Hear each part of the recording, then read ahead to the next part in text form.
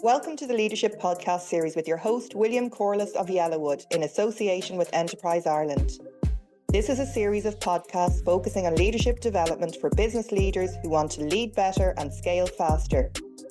Hear from subject matter experts and thought leaders offering different perspectives on strategy, leadership, culture, and new emerging business trends.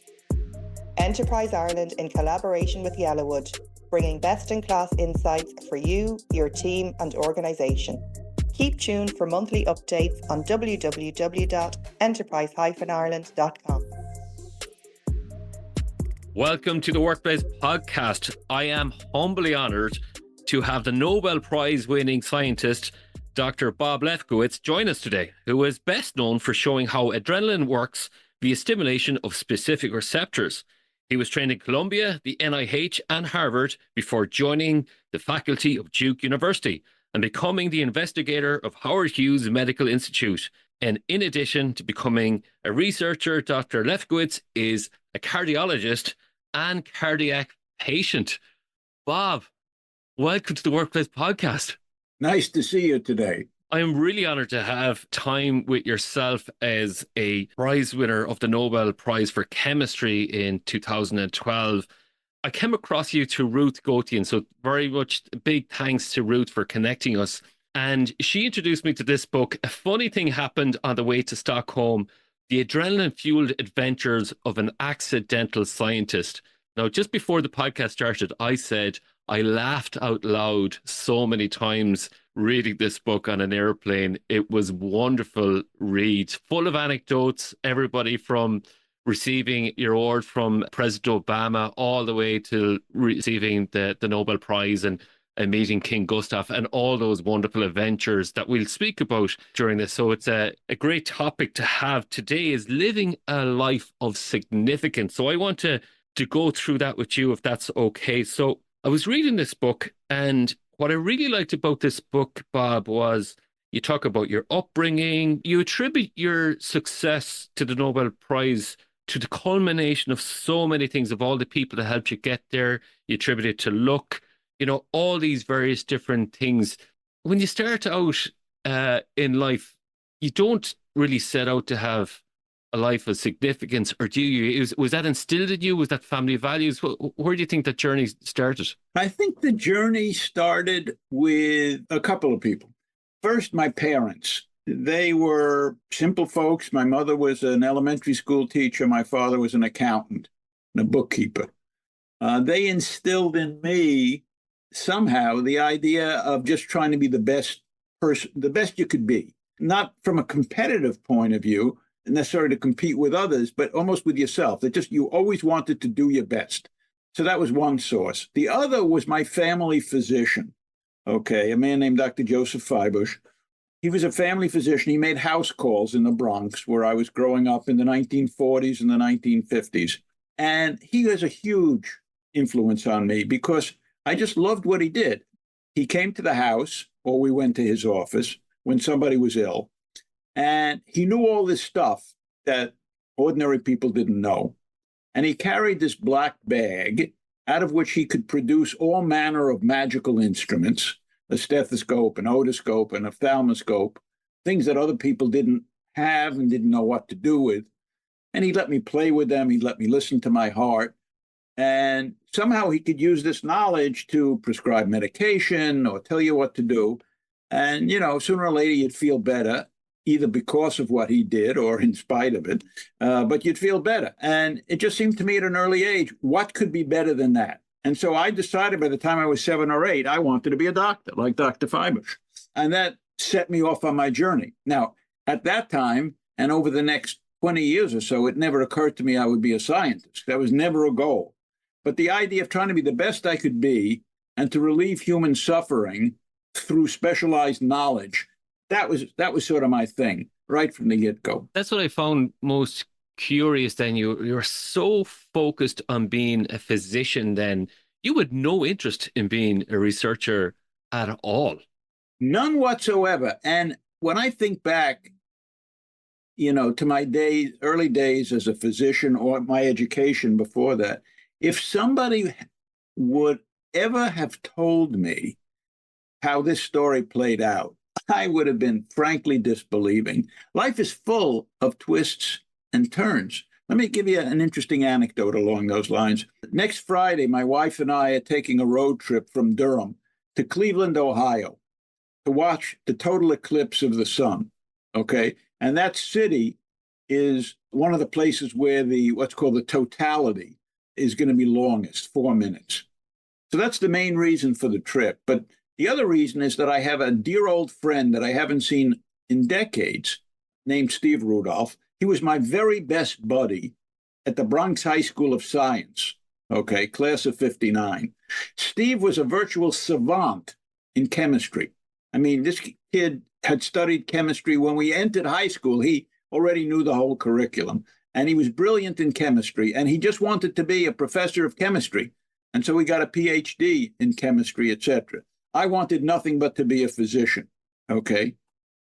Somewhere along the line, after doing a postdoctoral fellowship, Steve realized he didn't want to be professor of chemistry. He wanted to be a doctor. And so he went back to medical school in his late 30s and became a practicing physician. He's now retired, and that's how he spent his life. I wanted nothing but to be a physician. I won the Nobel Prize in chemistry. Now, you figure that out. Anyway, we're having a reunion in Cleveland in a week, and we're going to try to figure that out together. How it's like I met his fate and he met mine. But if anybody would have told us in high school that the way these roads would cross, neither of us would have believed it. From my recollection of reading the book, you talk about your time in the Bronx there in the science school there. Is it true there's a number of Nobel Prize winners from the exact same school? Unbelievable. This high school, which exists to this day. I've been back a couple of times. There's only one criterion for admission. Well, the first criterion is you have to live in New York City. Okay. Now, if you live in New York City, you are eligible to take a competitive examination. And if you score in the top, whatever it is, then you're offered a position. That's the only criterion for admission. No grades, no teacher recommendations, no class standing, no nothing. Score on the exam, that's it. Anyway, I am the 8th Nobel laureate to graduate from that high school. To put that in perspective, if the Bronx High School of Science were a country, we would rank about 20th in the world for number of Nobel laureates. I mean, there are only like 19 countries in the world that have more Nobel laureates than this one high school. Yeah, and I think you said in your book it would have ranked above Finland and Ireland. Yeah. so from an Irish person reading that, and I was very curious. So you talk about your upbringing, and then, as we read in your introduction, you're also a cardiac patient yourself, and reading about your family history, about your dad and your mother, and again, is it because of this the expert is that passion meets talent or an expertise? What is it that made you an expert? Like, what is it? That secret sauce for yourself? Do you believe? I would say, of course, it's complex, and there are certain things that really sort of defy explicit explanation or understanding. But if I had to pick two things that were most important, I would say passion and focus, like a laser. So I was always totally passionate about whatever I was doing. I was passionate about clinical medicine when that was my main activity, and I was passionate about my research. And then focus. If I had to pick the single area where when I see somebody in an academic career, and of course that's who I see because I'm in academia, when I see somebody in an academic career who I believe is underperforming and not living up to their potential, and I say, why is that? Probably the most common thing that I recognize is a lack of focus. Trying to do too many different things, having too many different goals, being too scattered, trying to please too many people. The power of focus is enormous. I mean, it's sort of like when you take a glass and you focus the sun on a place and you can make it burst into flame. Well, that's focus. I mean, if you didn't focus the light, I mean, the sun is not going to ignite something. But if you focus its rays into a very, and that's, to me, in a sense, what science is like, is focusing down on a very specific question.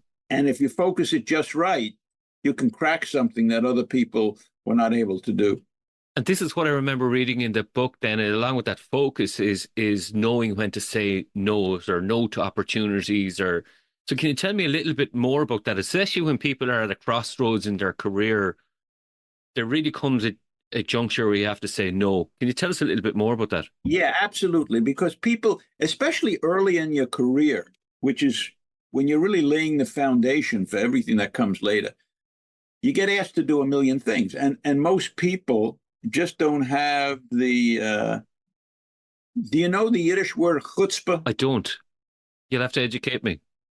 Chutzpah is sort of, guts, gall, cojones, sometimes sort of outrageous, whatever. But you need chutzpah to say no to your boss when he says, look, I need you to do this or that. And a lot of that has to do with knowing what you want to do. I'll give you two stories about saying no. One, when I was just a young buck, I was invited out to give a seminar at a prominent University of Iowa. And the chairman of medicine was my host, and he was a very distinguished physician scientist. And after my seminar, we had lunch in his office, just him and me. And I was all of 33, 34 years old, so I was very flattered. And after, just some light chat, he offers me a job. He says the chief of cardiology has just stepped down, and he wants to offer me the job as chief of cardiology. Well, that's the last thing I wanted to do at age 33. So I I stammered a little bit, and I said, no, I wasn't interested. So then we went on chatting. A few minutes later, he says, my endocrine division is also looking for a chief. And, your research on receptors, is kind of crosses over. It has to do with endocrine as well as cardiac. How about you consider being chief of endocrinology? Again, I turned him down. Conversation went on. A few minutes later, he says, there's a new field emerging called clinical pharmacology. And I am about to create a new division of clinical pharmacology. I would like you to be the founding chief of that division. Turned him down again. Now he was sort of consternation, He says, look, what would you like to be chief of? I said, nothing. I don't want to be chief of anything. And so here I turned this guy down 3 times over one lunch. And I try to teach that to my trainees, that they need to say no. But the other story is that earlier in my career, I used to do a stint every year as the attending physician on the general medical service. That was about a 2-month stint. That means that every day for 2 to 3 hours, I would go over to the hospital and I would make rounds on the medical service with the interns and the residents and the medical students. I would supervise the care that the patients were getting and use the cases to teach medicine in the clinical setting. But because I was becoming prominent, I was often, invited to give seminars elsewhere, and I would travel. You weren't supposed to travel while you were doing a rounding rotation, but often it was unavoidable. But by then, I had a number of trainees people who had trained with me, who were physician scientists, who were junior faculty. I was like a professor already. And so anytime I had to travel, I would call one of them up and say, look, Joe, can you do me a favor? I will, if you can cover me on rounds for the next 3 days, I'll pay you back. And of course, being junior to me and my former trainees, they would never ask me to pay them back. And so I would get people to cover me. Well, there was one guy in particular who was great. And no matter what I asked of him, he would always do it. So one time came, I was going to be away for a whole week. And I called him up. I said, John, I really need a big favor. I need you to cover me for rounds next week for the whole week. He stammered around and he said, Bob, he says, I've done this for you so many times. He says, but this time I'm afraid I have to say no because I have a grant deadline and is coming up and I've got to do it. So I wheedled, I cajoled, I did everything I could to convince him, but he stood his ground. He says, Bob, you always taught us that we had to learn how to say no. I said, yeah, just not to me. Okay, so That's the story about learning how to say no. But at least he finally learned the lesson. There's something that I think you underplay in the book as well, because when you talk about your early career, you were working several jobs. You were very ethical, especially in your approach to doing that. When you were being was it medical insurance that you were a physician for, and all that. But there's a huge aspect of work ethic to what you do, and I think you underplay that a little bit in the book. Would it be fair enough saying that? Yeah, I guess you're right. I sort of always took that for granted that you worked as hard as you could, and throughout my career, I worked very hard. I look back on the period you're talking about when I was a medical resident up in Boston, and I don't know where I found the energy to do what I did. I mean, in addition to being a medical resident and a fellow in cardiology, which is basically a time and a half job to begin with, I was working 3 different moonlighting jobs. I had 3 young children that I was trying to spend some time with. I mean, it was nuts. But somehow, in my favor, I was quite young. I mean, I was not even 30. So had a lot of energy in those days. I wish I had that much energy now. But anyway. Let's talk about those early days. So when I was reading the book, I was really trying to get inside your mindset. And what I kept thinking was you had the mindset of a startup founder. So especially when you were really following your own passions, you didn't exactly play by the rules or the norms. So you took plenty of risks. So especially when I was setting up a lab inside of what I imagine like a little cupboard where you had your little experiments going on or research going on. Can you tell our listeners about that? Because I thought it was fascinating where you were secretly doing research. Oh, yeah, this was when I was at the Massachusetts General Hospital and I was a medical resident. I had just moved from the NIH where I had my first research experience, which had started poorly for a year or a year and a half, and it was my first research experience, and it did not go well. And that convinced me to leave the NIH at the end of my 2-year hitch there and to go back to clinical medicine. But by the time I finished the 2 years, things were going better. And in fact, my mentors pleaded with me to stay, extend my stay, because the research was getting very exciting. But I wasn't excited enough to do that. So I went on to finish the clinical training at the Mass General Hospital. That's the Harvard Teaching Hospital. And there, I threw myself back into the clinical work for the first 6 months of my residency. And I loved it because I always loved clinical medicine. But by the end of the 6 months, I could really feel that something was missing. And I eventually was able to figure out the reason I wasn't as content as I expected to be was that I missed the laboratory. So I said, I need to go back into the lab, at least part-time. And that's the other thing. When I talked about all these things I was doing, I left out the fact that I was also working in the lab. So the problem was, for the next 6 months of my residency, which was supposed to be elective time, that meant clinical electives, cardiology, endocrinology, hematology.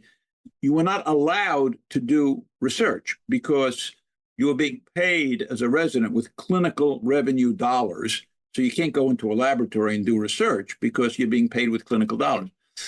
But I bent the rules. I found a mentor, and I went into his lab. But I did it clandestinely because it was illegal or against the rules. Well, this guy's lab, he was a prominent professor, was down in the basement of a certain building. And the tunnels that led to the parking lot went right past his laboratory.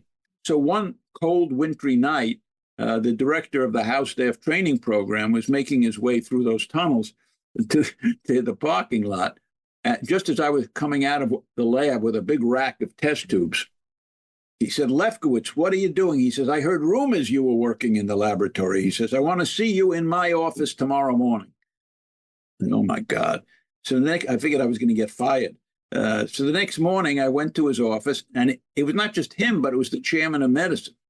And they kind of read me the riot act about what I was doing. But of course, the chairman of medicine was himself a very, very prominent scientist. And I could see he was kind of smiling. And, they said, "Well, it's kind of too late to do anything about it." It was like May. and the 6-month period would be over in a month or two. They said, but just don't tell anybody about it, and consider yourself chastened and whatever. So they gave me a slap on the wrist. But yeah, you're right. I broke the rules, no doubt about it. That seems to be a theme, that the chutzpah you talk about, that courage of your convictions. So there's another anecdote where a senior consultant was coming on a rotation, and you were able to speak up and correct. Can you tell us a little bit about that? Because I think, oh yeah, that's a funny story. It's quite admirable though, because as a young person, intimidated in your first couple of days in a job, you're like, because I teach graduates sometimes, and I'm like, how did you do that? Well, we all have a certain personality, different attributes. One of the things, when I look back on it, I was so driven to be a physician that, I studied night and day, not because I wanted to be top of the class, which, by the way, I was first in my class all the way through in medical school, but because I loved this stuff. I had been waiting for years. To me, being a physician and acquiring that knowledge that other people didn't have was akin to being in the clergy and having special whatever. And so I couldn't wait to get to medical school. And when I got there, I just wanted to know everything.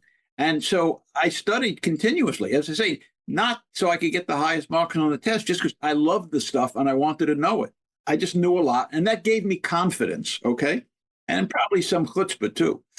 So anyway, so the top of the house staff training program is what's called the chief resident, okay? He's had a number of years of residency training, and now he's in his final year, and he supervises all the more junior people. So two of the leading training programs in medicine at that time were the one I was in at Columbia and the one at Harvard at the Mass General.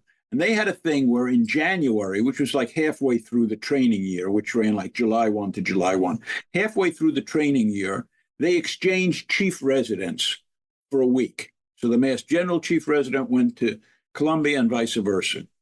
Well, the chief resident at the Mass General was a guy named Sam Thier, Thier, whose reputation preceded him, as they say. He was basically, apparently, knew everything.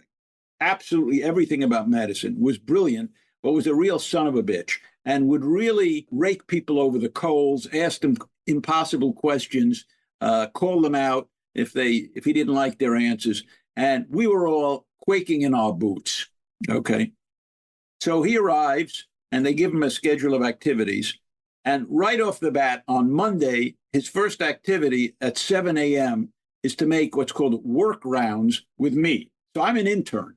Okay, I'm in my first year of postgraduate training. Work rounds means at 7 a.m., I'm going around in a big open ward in those days, 12 beds. The only thing that separates them are curtains that you can pull around. And I'm going to go bed to bed with a rack of charts. And at each bedside, where I would normally go over what was going on and decide what needed to be done, he would be with me. And I would explain to him what was going on. So we get to one of the beds. It was a patient with renal disease, kidney disease. And this guy's subspecialty was renal disease, okay? So I present the case. He asks me what I'm doing, and I tell him. And he says, well, there was just an article in the New England Journal of Medicine. That's the most prestigious journal in clinical medicine. He says, there was just an article this week which says that the treatment you're giving him is exactly the opposite of what you should be doing. And there's a new treatment out, and that's what you should be doing. So here came an experience I've had several times in my life where I was at the right place at the right time. You're so busy as an intern, you don't have any time to read. Okay. But God knows why, at 3 o'clock in the morning, which was like 4 hours before, it was clear I wasn't going to get any sleep.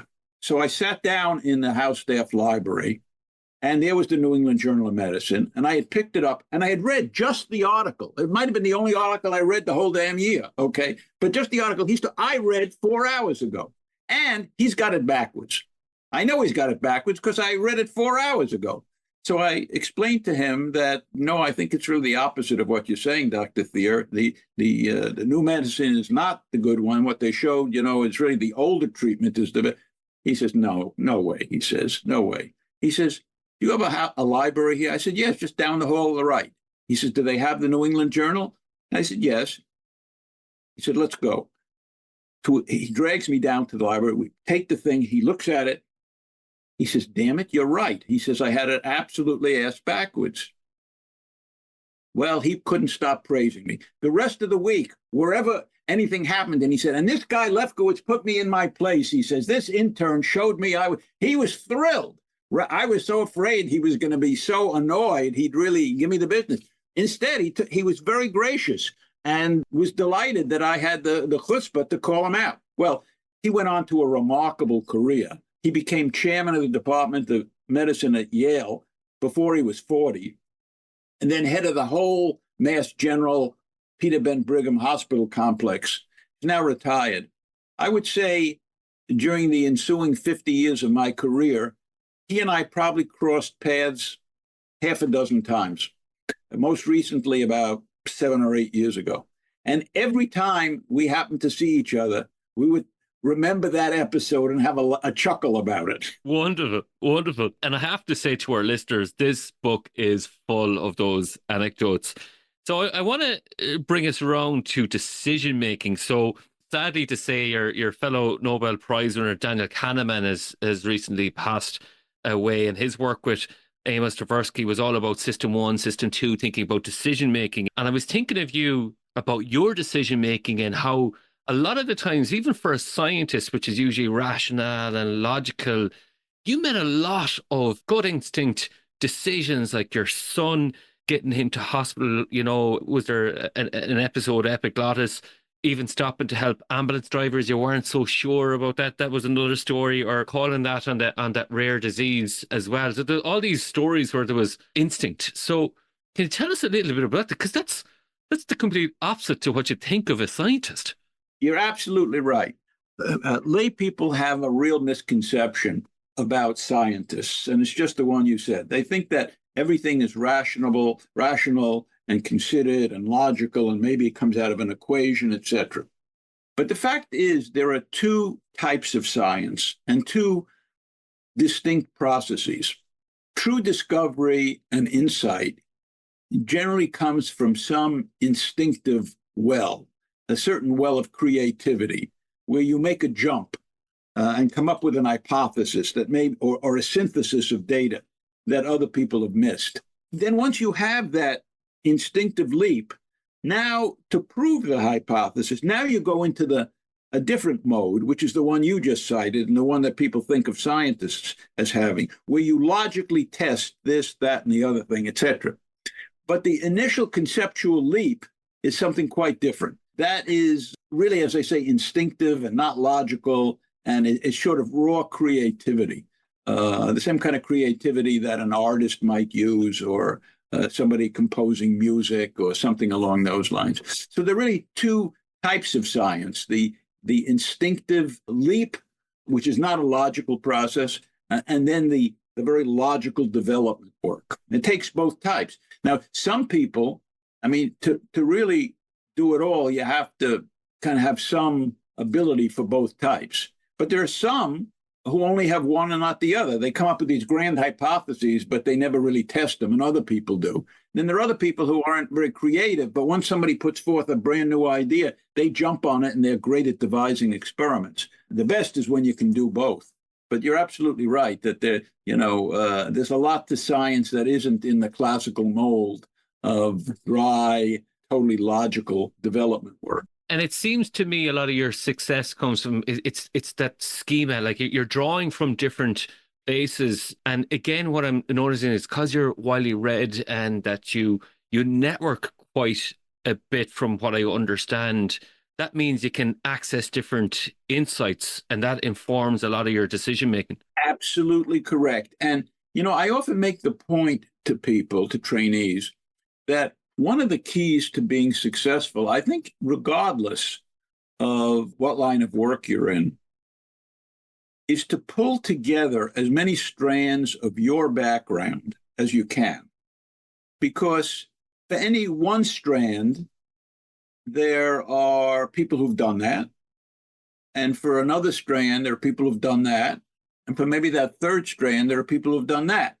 But the number of people who've done all three of those particular things, very small. Succeeding in science is a matter of doing something unique that nobody else did. And so, as I say, if you pull together various strands of your background, you're already pulling on a unique set of experiences, etc. For example, in my case, when I went to the NIH, purely by luck, I was assigned to the endocrinology branch. And so I was doing endocrine biochemistry.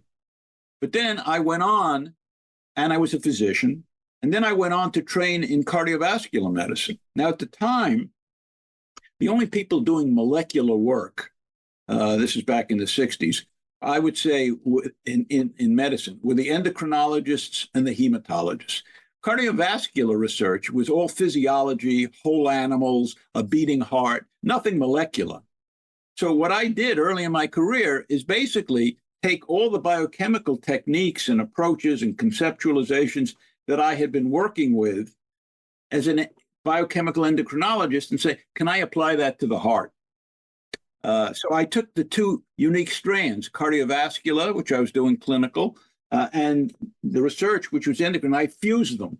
And I think that had a lot to do with my success. It's that broad range of competencies, and sometimes people dismiss a jack of all trades, a master of some, is what I'm going to say. And it's that being able to make the connections then is what I understood from your book that added a lot to your success, to say, well, how about this? And let's talk to this person. And there was a lot of collaboration with even competitors. Oh, absolutely. And, again, making discoveries is often a matter of seeing connections that other people don't see. Okay, seeing the relationship. Something I deal with in the book, and I was very pleased to hear you say you laughed out loud on several occasions, because humor is very important to me, as you gathered reading my book. I have a very humorous outlook on all sorts of things. And the essence of humor is seeing relationships that other people didn't see, or seeing relationships in a different way, which when you sort of seeing juxtapositions of things that when you look at them, take you by surprise and make you laugh. And that's what a lot of my stories are about, is seeing things in a different way. And so I try to use humor with my trainees all the time. In my lab meetings, there's a lot of laughing going on, because I find the more you get people laughing, the more it stimulates their creative instincts. And because when you think about it, when you either tell a joke or say something funny, and I rarely tell jokes, by the way, even most people think I'm funny, but I don't tell jokes. I tell stories. And my stories are basically funny because of the way I'm looking at them.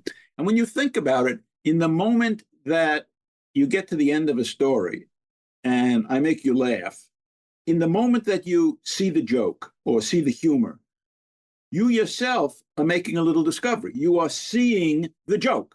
You're seeing something which a moment ago wasn't obvious. And now, oh my God, yeah, that's kind of funny. And so that's a little discovery. And so that stimulates creativity, in my view. And I find, as I say, the more I get people laughing at my lab meetings, the more creativity flows and people come up with ideas and et cetera. So for me, humor is a big part of creativity. What I noticed, there was a lot of emotional intelligence. You're quite competitive.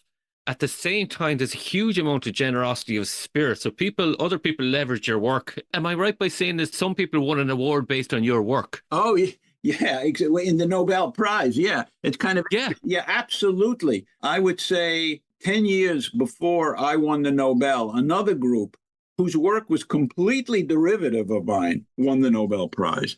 And I wouldn't say I was crushed, but I was pretty upset. Not that I was working to win the Nobel Prize, but to see somebody who had taken my work, and, it's not that they didn't credit me in their own papers, but basically taken what I had done, leveraged it, and done something which I thought was quite derivative of what I did. And then they win the biggest prize in the world for science, and I'm not included.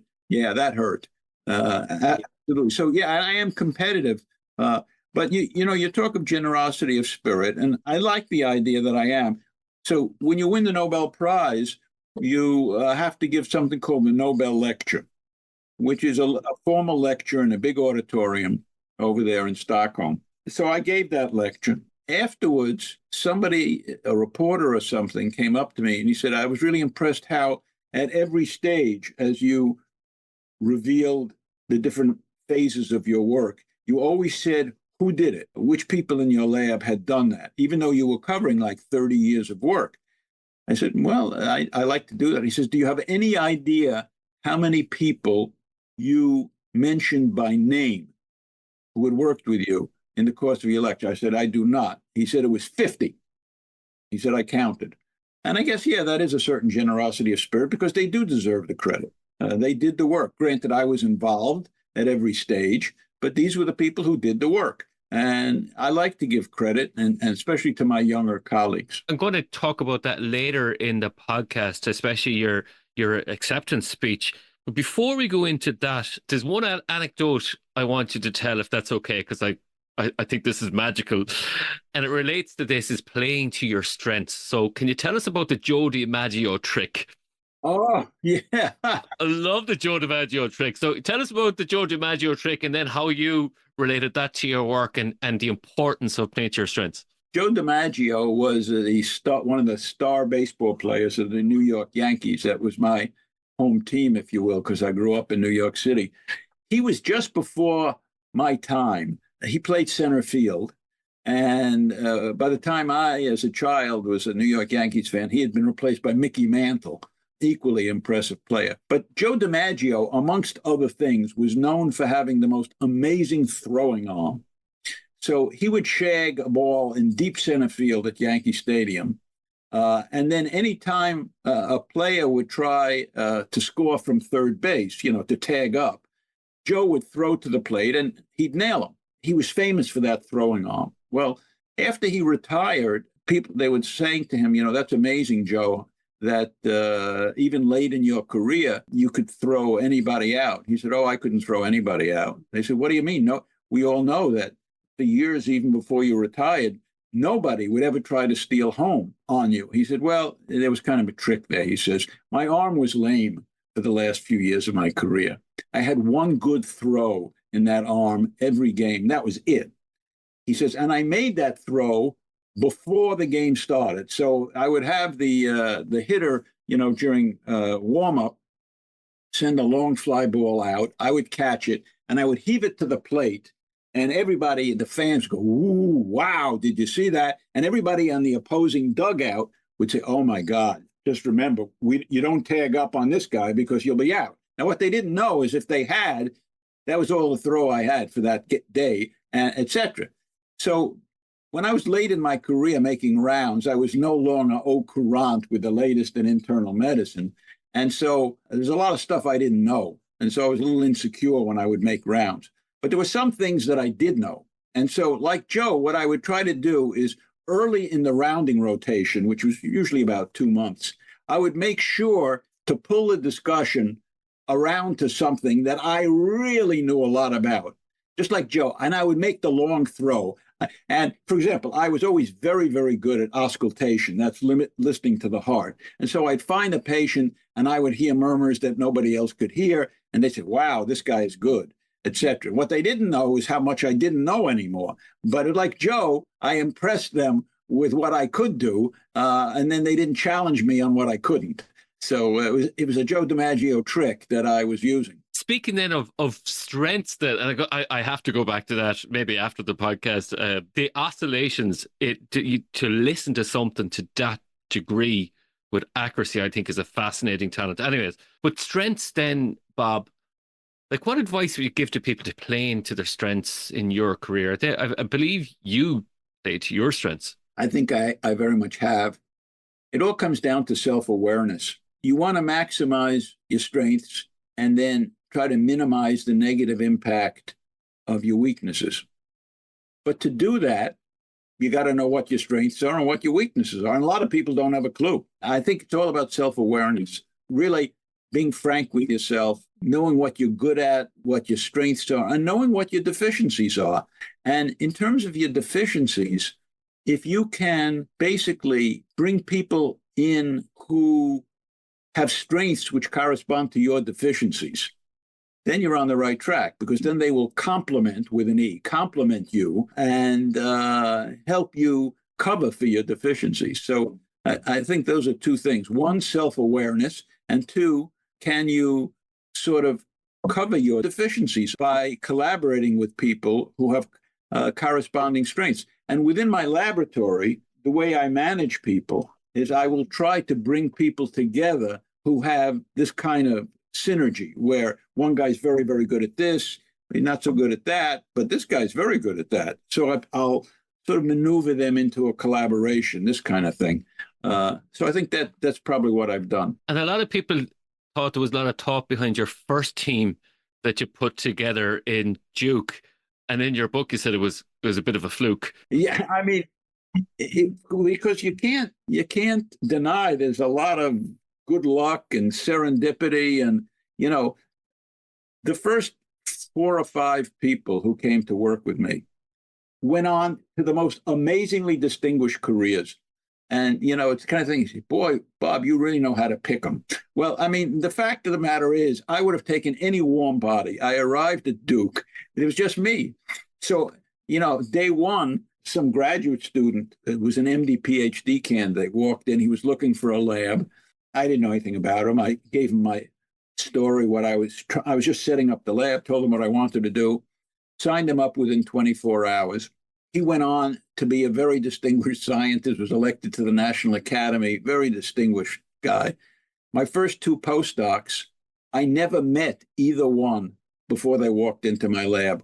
One was my boss, who was chief of cardiology, who had hired me. Remember, I was in Boston when he hired me. I made several trips down, and he said he would support a postdoc for me. I said, well, I don't have any candidates. He said, would you like me to look for somebody? I said, sure. So he found a candidate who had just gotten her PhD at UNC, which is another school just up the street over in Chapel Hill. And, you know, I talked to her on the phone, again, hired her sight unseen. And then the third guy was a graduate student down in Miami, and I was publishing papers from Boston where I was a fellow. And somehow he liked what I was writing, but he got the impression that I was a faculty member when I myself was a trainee. So he writes a letter to me up at Harvard, this is my last year up there, saying he would like to come work with me, and that he was a Canadian citizen, and there was a very prestigious and generous fellowship that he could apply for. So I realized immediately that he did not understand that I was myself a trainee and not a faculty member. And so I did nothing to disabuse him of this misconception. And I wrote back saying, oh, sure, I'd be happy to entertain his application, which I did. And then he got the fellowship, and I accepted him. All this time, he has no idea that I'm a trainee. By then, I had accepted the job at Duke. And I remember sometime a few months before I moved to Duke, I wrote to him, and I said, good news, I'm moving to Duke. He was in Florida, we're in North Carolina. I said, so instead of having to move all the way to Boston, you can stop halfway along the way in North Carolina. It was only after he joined me that he realized his mistake, that that I myself had been a trainee. Now, by the time he joined me at Duke, of course, I was a junior faculty member. So it all worked out. Well, those first 2 postdocs, the woman, Lee, went on to be chairman of pharmacology at Vanderbilt, leading university, and then provost of the university. And Carone went on to hold a very distinguished chair at Duke, James B. Duke professor, and on and on and on. The next guy was a cardiology fellow. He came in about a year later. He went on to become the second dean of the Duke Medical School, and on and on and on. Now, so was it dumb luck? Or it certainly wasn't that I knew how to pick them, because I was taking anybody. Or did I actually have something to do with the way this turned out? Who knows? You know, there are things, as we said, that you can't necessarily explain. So, for example, I don't know if you can read this. Magic in a pot. Yeah. So this is a jar in which I keep magic. And when people come in and things aren't going well, sometimes I'll uncork this and I invite them to just take a whiff, because there's a certain amount of stuff that's just magic, you know. And the way these different trainees turned out, it was just magic. I can't really explain it. And speaking of magic, then you were in the Yellow Berets with some people, with another distinguished person, Dr. Tony Fauci. So a lot of people will know him, especially with his leadership in America through the pandemic. He was the chief medical officer, or, hopefully of his correct title there. And I was curious, like you were very friendly with him. Tell us about the Yellow Berets. That Remind our is an listeners amazing story. The subtitle of my book, as you said, the book is called "A Funny Thing Happened on the Way to Stockholm," and the subtitle is "The Adrenaline-Fueled Adventures of an Accidental Scientist." So why accidental? Well, as we've been talking about, I had absolutely no intention of becoming a scientist. I wanted only to be a physician.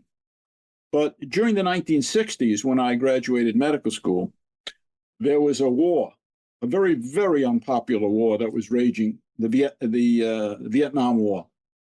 Very unpopular. There were demonstrations, even riots against it. And there was a lottery draft for all men over 18. But there was a lottery. I mean, everybody got a draft number and they picked them out of a hat, basically. And if your number came up, you were drafted. But for physicians, there was no lottery. All physicians were drafted. Okay. It was called the doctor draft. You went into either the Army, the Navy, the Air Force, or the Public Health Service. Now, if you went into one of those first three services, you were pretty much guaranteed to spend one of your 2 conscripted years in Vietnam, which was not anything anybody wanted to do. But if you were fortunate enough to be drafted into the Public Health Service, you had a chance of staying stateside. And if you were really lucky, being assigned to one of the research institutions like the CDC or the NIH. So you can imagine how competitive it was. We all wanted that. So they were able to get the best and the brightest, because it was competitive. And so, they got the cream of the crop. So I was drafted into that program and went to the NIH, as was Tony Fauci. We went the same year. So we graduated in 1966. They gave you a 2-year further deferment for residency, and then you went in. So we both went in 1968. Now, so we were there from 1968 to 1970. The program came to be known as the Yellow Berets, which is a somewhat derisive moniker based on the fact it's sort of a play on the Green Berets. So the Green Berets were our most elite commando force, special forces. Yellow, of course, conjures cowardice. So the idea was, we were the opposite because we stayed behind and didn't go in. But we did contribute in our own way. Anyway, this program was amazing because, as I said, they drafted into the Public Health Service. Virtually everybody was first in their medical school class, top of the line, whatever. Here's an amazing statistic about these Yellow Berets. So if you take the people who were in the program between 1964 and 1972, 8 years, and it was a small program, maybe 50, 75 physicians a year. If you take that 8-year period, which were the peak years of the Vietnam War, 10 of us who trained in that program would go on to win the Nobel Prize. It's staggering, the chances of that. Of those 10, and again, most of us had absolutely no prior research training. They were like me. They wanted to be physicians, but they also didn't want to go to Vietnam. So 10 of us go on to win the Nobel Prize. 4 of those 10 were in my class, if you will, from 1968 to 1970. Myself, Harold Varmus, who, by the way, was a medical school classmate of mine. He discovered the first oncogenes, cancer-causing genes. Mike Brown and Joe Goldstein, who did the work on the LDL receptor, which led to statins. And then my work, which led to the discovery of so-called G protein coupled receptors, which are the basis for about a third of all prescription drugs that there are, 700 different drugs. So that was all in this one class of 1968 to 1970. And by the way, another guy in that class who didn't win the Nobel Prize, Tony Fauci. Okay. So, and in fact, they had a big party for me a few months ago here at Duke to celebrate my 50th year on the faculty and my 80th birthday. And a number of people came. We had about 8 Nobel laureates, all of the above that I just named, plus others, came to give talks at a symposium. Tony, unfortunately, couldn't make it, but he sent a wonderful, wonderful tribute, 5-minute video tribute, which meant a great deal to me. So we all remain close to this day. It was just an amazing group. And if anybody's interested, Alan Alda, you must be the famous actor from MASH, he did a podcast, a series of 4 podcasts with Audible or something called Soldiers of Science. And it's about the Yellow Berets. And he talks in particular about every one of the 5 physician scientists that I just mentioned. I'm not sure if you saw my jaw drop there when you told me you were 80. So I'm going to tell our listeners here that you would definitely pass for 65, okay? Thank you. I appreciate that. In fact, my 81st birthday is in 2 weeks. I am gobsmacked. Now, you talk about the importance of exercise and self-care and your Ornish diet, if I remember correctly. It's closely to a vegan diet. And you show a lot of resilience. You talk about your own health problems and a divorce. You were saying nothing was off limits here. So are you okay to go for another 10 minutes or so? I tell you, nothing's off limits here. So just on that self-care piece, because a lot of people, there's a lot of stress. You worked a lot of hours. There was a lot going on in your life around that time, a lot of discoveries, I'm sure a lot of pressure as well, and that resilience to bounce back and the importance of your new partner. Can you tell us a little bit about that time and what it meant to really take care of yourself? So I was divorced in the late 80s, caused me tremendous stress because I think I took it as a tremendous failure, which it was on my part. Frankly, I never understood the basis for the divorce. I think a lot of it had to do with the fact I was neglecting the marriage because I was so busy with my work. But that imposed a tremendous amount of stress on me. And of course, there was all the stress at work, et cetera, et cetera. And where I wound up was that in 1993, at the age of 50, just like my father, I developed the first manifestations of atherosclerosis, coronary artery disease. Now, my father had a heart attack at age 50 and would go on to have 3 more heart attacks. He died of his 4th heart attack at 63. In that sense, I was fortunate. I did not have a heart attack. I've never had a heart attack, but I developed angina, chest pain or discomfort with exercise. And I had to have quadruple bypass surgery at age 50. So that was over 30 years ago. I never dreamed I would be alive 30 years later. So what happened? Same kind of focus that I talked to you about before. I said, I'm going to do everything that I can do. And as new treatments come along, I'm going to adopt each and every one. I had the advantage of being a physician and a cardiologist myself, not a lay person. So I became a vegan, strict diet, took the strongest cholesterol-lowering medicines, started to meditate. I had been exercising already, okay? I had been a very serious jogger all through my 20s and 30s and 40s. People say, well, that was wasted because you still got coronary disease. Well, I don't see it that way at all. I think if I hadn't been jogging, I would have dropped dead and had a heart attack. Instead, I developed angina because I don't know if you're familiar with the term collateral circulation, but when your heart vessels become blocked by atherosclerosis, some people are able to develop what's called collateral circulation. That's new blood vessels that go around the arteries. And there's probably no better prod to developing those than exercise. So I exercise like a fiend. My entire basement in my home is a gymnasium, which I have built up over 20 years. It's the equivalent of, a professional exercise club. I've got 4 different aerobic machines. That's in one room with a big TV. In another room down there, I have a universal gym, which has a footprint of 13 by 13 feet, 2 weight stacks, 6 different stations that you can exercise.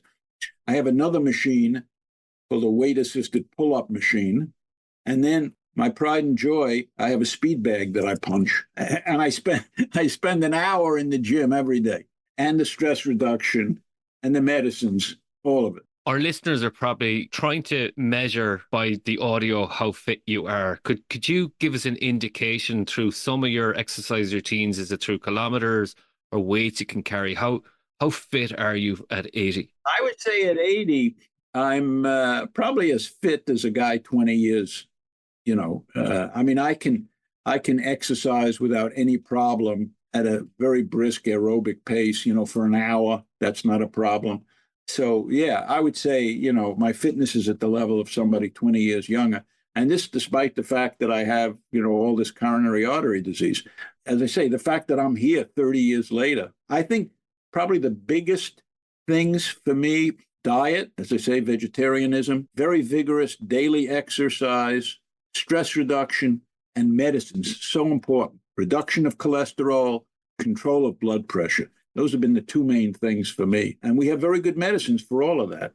So in that sense, I consider myself very, very fortunate. And of course, I was able to remarry. I have a wonderful partner. My wife, Lynn, takes very good care of me. And she's 15 years younger than me. And I hope she won't listen to this podcast because I'm going to tell you, I'm in much better shape than she is. Thank you. Thank you for that. So you finally get your hands on the Nobel Prize. And what I found fascinating then is the Nobel committees were clamoring between chemistry, physiology, and medicine to give you that award. Is that true? Yeah, absolutely true. So the very first night when we arrived in Stockholm, we had a dinner with the prize committee in chemistry.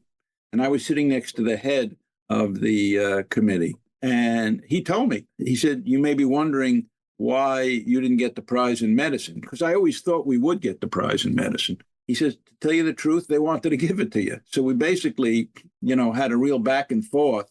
And in the end, he says, we won. Bob, thank you so much for your time today. I thoroughly enjoyed it, and I'm sure our listeners did too. Well, I hope so very much. It's been a pleasure talking to you. It was very enjoyable. Send me a note when the podcast airs so I can spread it around. Thank you very much, Bob. Thanks for joining the Workplace Podcast. Thank you for listening to the podcast with your host, William Corless, in association with Enterprise Ireland. Our special thanks to the episode's guests for sharing their expertise with us. For our upcoming podcast, please follow our website, www.enterprise-ireland.com. Enterprise Ireland, helping Irish business go global.